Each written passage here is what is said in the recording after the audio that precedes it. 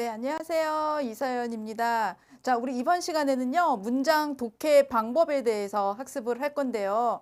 요즘 신문 기사를 보거나 아니면은 학생들을 지도하면서 제일 많이 느끼는 게 이게 책을 읽어도 이게 무슨 말인지 모르는 학생들이 굉장히 많아요. 책이 아니고 그 단어 뜻 모르는 학생들과 더불어 어떤 하나의 문장을 읽으면은 그게 어떤 내용인지를 알아야 되거든요. 근데 그러질 못하는 학생들이 굉장히 많다고 해요. 실제 성인도 그렇지만 학생들도 문해력이 많이 딸리거든요. 이게 문해력이 많이 딸리면은 다른 과목도 뭐 수학이라든지 영어라든지 뭐 사회 역사 학습하는 데 있어서 큰 지장이 있기 때문에 자, 오늘부터 제가 계속 해가지고 문장 독해 방법에 대해서 차근차근 하나씩 설명해 드리려고 합니다. 자, 오늘은 한 개의 문단을 가지고 그 글을 어떻게 읽는지, 자, 어떻게 구조화해가지고 어떤 문장, 어떤 문법적인 의미가 있고, 어떤 의미가 있고, 부사어는 또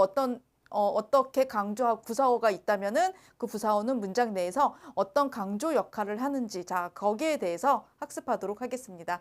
자, 우리 문장 독해 방법은 크게 7가지로 나눌 수가 있거든요. 자, 문장 독해를 할 때 제일 중요한 게, 자, 글을 읽으면은 어떤 내용인지 알아야 돼요. 계속 반복되는 단어 있죠? 반복되는 단어, 반복되는 문구, 그게 글에 화제하고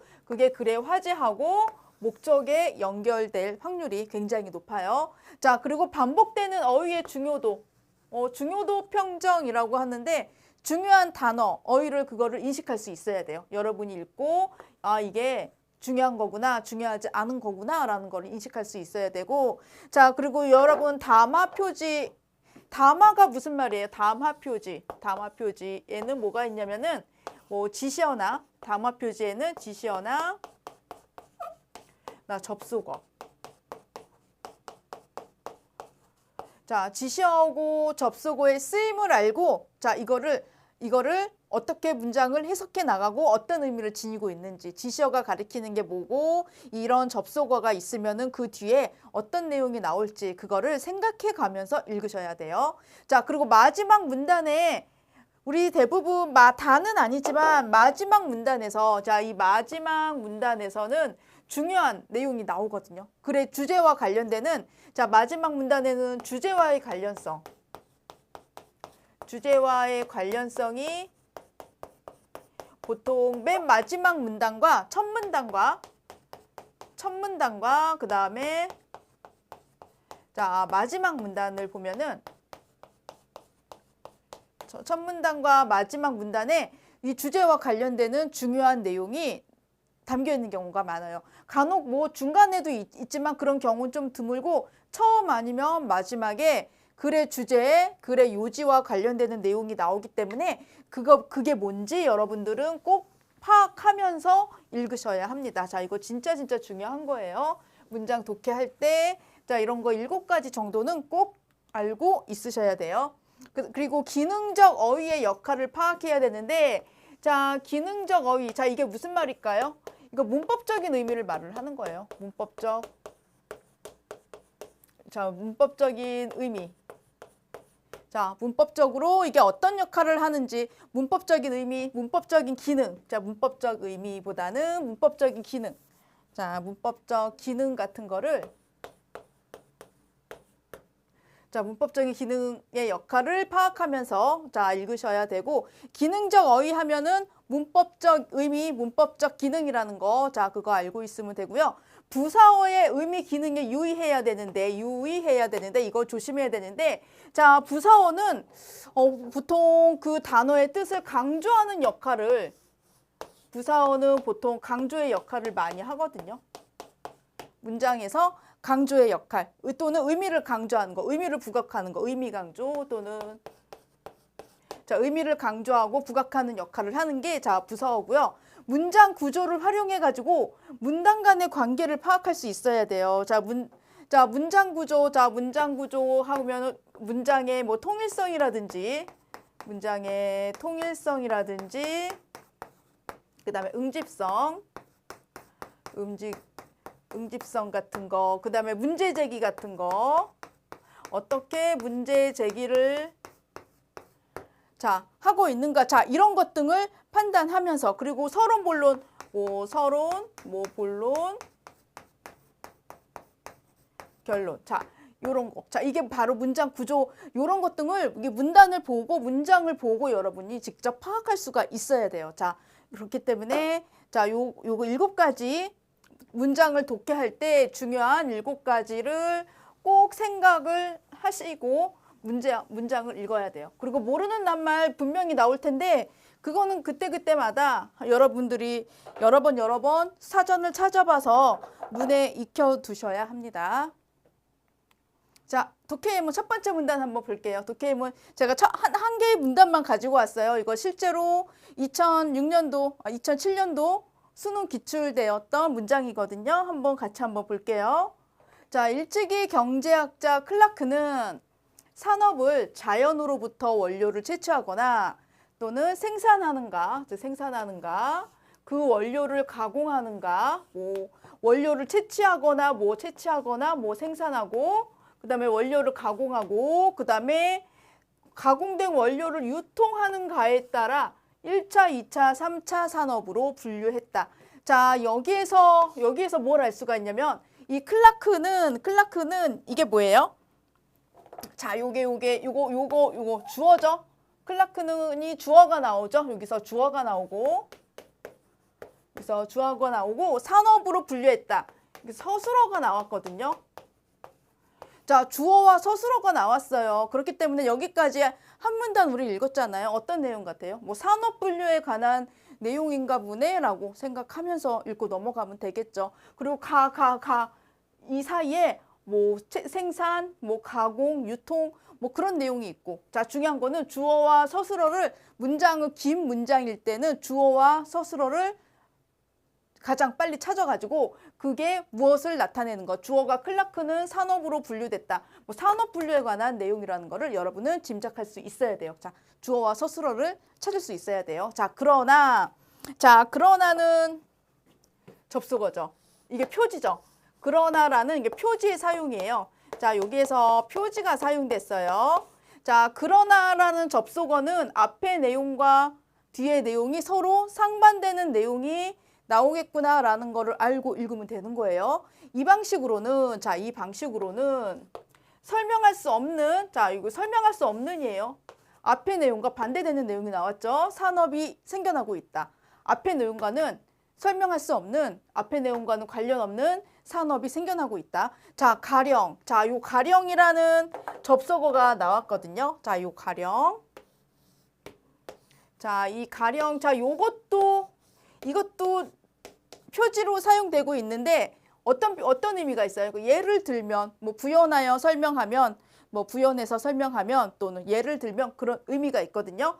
제조업자와 서비스업을 모두 포함하는 정보산업은 자, 어디에 속할까? 자, 어디에 속할까 하고 끝이 의문형으로 끝났어요. 의문형. 그리고 이처럼 또 어디에 속할까? 이처럼 그러니까 어떻게 여기서는 문제를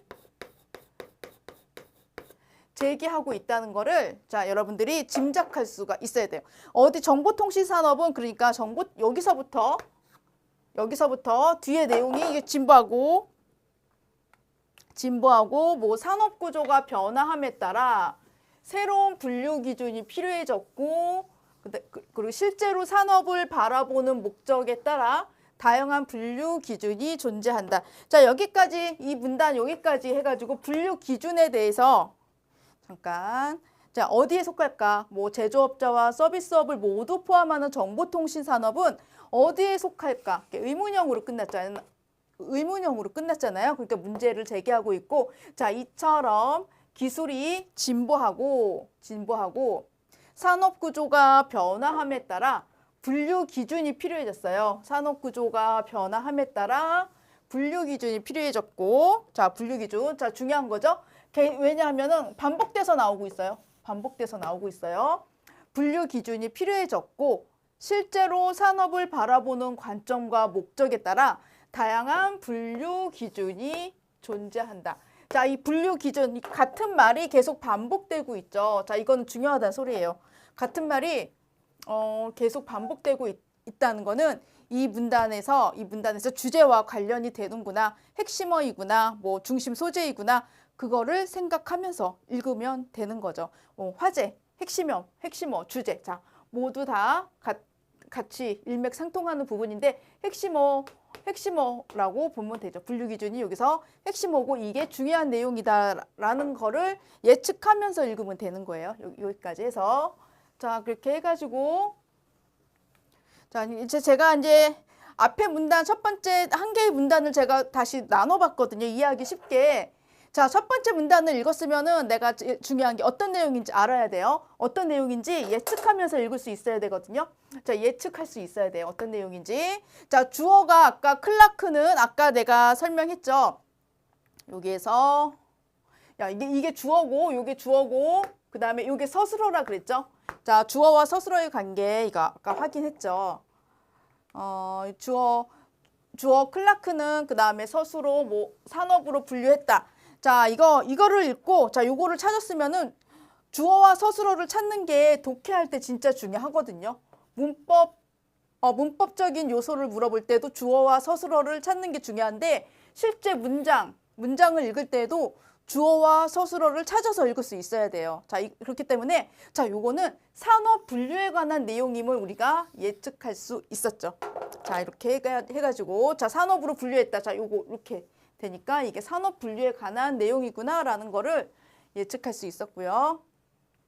그 다음에 두 번째, 자, 표지가 사용되고 있어요. 여기에서 표지의 사용이 있는데, 자, 그러나 가령이라는 자, 표지가 사용되고 있어요. 자, 그러나는 자, 앞 문단과 반대되는 내용이 나오는 거죠. 그러나가 사용되면은 앞에 문단과 반대되는 내용이 그러나 뒤에 나오겠구나라는 걸 예측하면서 자, 이거 예측하면서 읽으셔야 되고 자, 가령은 이런 표지는 가정해서 말하여 또는 예를 들면 그런 말이거든요. 예를 들면 그런 말이거든요. 자, 그렇기 때문에 자, 요것도 이렇게 이런 표지의 사용을 알고 그다음에 예를 들면 했으니까 그 관련된 예문이 나오겠죠. 예시를 설명해 주겠죠. 자, 그렇기 때문에 그러나와 가령의 표지를 통해서 이 지문 내용을 여러분들이 예측할 수 있으셔야 합니다. 자, 이렇게 해가지고 어렵지 않게 첫 번째 문단, 한 개의 문단을 가지고 이렇게 구조화 해가지고 나눠보는 연습을 하셨으면 좋겠어요. 자, 그리고 자, 요거 어디에 속할까 이처럼 했죠. 어디에 속할까 이처럼. 자, 요거 이게 문제를 제기하고 있는 부분이죠. 자, 이거는 문제를 제기하고 있는 부분이에요. 문제 제기. 어디에 속할까 이처럼을 통해 문제 제기를 하고 있구나라고 생각하면서 읽어 나가는 게 중요하죠. 자, 그래 어디 한번 볼까요? 여기 앞에서 자, 여기 자, 서비스업을 모두 포함하는 정보통신 산업은 어디에 속할까? 이처럼 기술이 진보하고 그 다음에 산업 구조가 변화함에 따라 뭐 다양한 분류 기준이 존재한다. 여기까지 문제를 제기하고 있다는 거를 알 수가 있었죠. 자, 이렇게 해가지고 뭐 문제 제기하는 부분 그 다음에 또 뭐가 있었냐면 표지의 사용 그 다음에 주술관계 파악. 자, 요게 독해하는 데 있어서 중요하고요. 다음 시간에는 이것보다 좀 더 심화된 내용 문단을 가지고 와서 제가 설명해 드리도록 하겠습니다. 자, 오늘 배운 내용 중에서 주어와 서술어 찾는 거, 자, 그거 중요하고 주어와 서술어를 보고 어떤 내용인지 예측할 수 있어야 되고 표지의 사용 진짜 중요해요. 표지 사용 이거 시험 문제에도 많이 나오고 있는 부분이거든요. 자, 이것도 중요합니다. 자, 이렇게 해가지고 여러분 문장 독해 방법에 대해서 설명해 드렸습니다. 오늘은 여기까지 하도록 하겠습니다.